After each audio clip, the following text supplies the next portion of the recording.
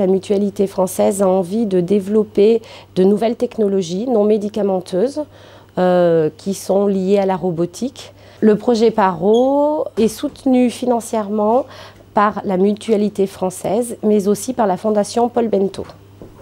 PARO est un robot émotionnel en forme de phoque qui a 7 capteurs, 12 moteurs, 3 micros et qui réagit au son de la voix, qui réagit à la façon dont on le caresse. Cette étude est une étude inédite en France. C'est une étude socio-ethnologique et une étude médicale. Donc le projet de cette étude va se dérouler sur 18 mois, sur 10 établissements de la Mutualité Française Loire, en long et moyen séjour, EHPAD. Il va y avoir en fait 2 études distinctes. Une étude médicale qui va se faire sur la prise en charge de la douleur. Et il va y avoir une autre étude en parallèle qui va être une étude ethnosociologique qui va se faire plus sur les troubles du comportement des résidents, plutôt chez les résidents qui ont la maladie d'Alzheimer ou maladie apparentée. Lors de cette étude, on aura impacté notre quotidien en tant que soignant auprès des résidents. Donc il va y avoir une communication qui va certainement se faire autre que celle qu'on a au quotidien, entre les soignants et les résidents, mais aussi entre les résidents et leurs familles, et aussi entre les familles et les soignants. Les troubles du comportement sont fréquemment observables chez les personnes âgées.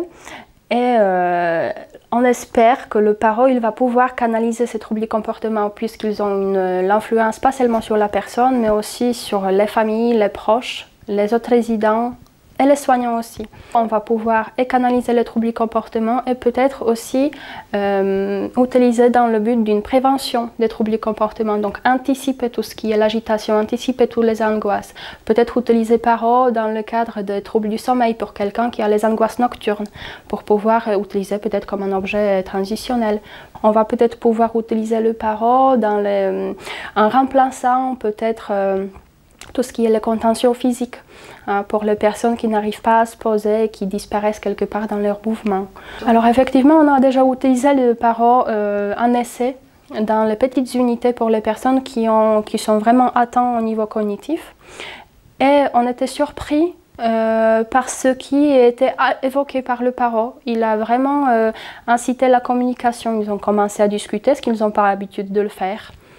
Ça projette certaines émotions aussi. Donc après, on peut travailler sur ça derrière, en tout cas moi en tant que psychologue, et puis je pense que l'équipe soignante aussi pourra aussi l'accompagner et de s'appuyer sur le PARO dans la prise en charge. Les personnes face au PARO projettent beaucoup d'émotions. Le PARO peut être un plus dans la prise en charge des résidents de la Mutualité française.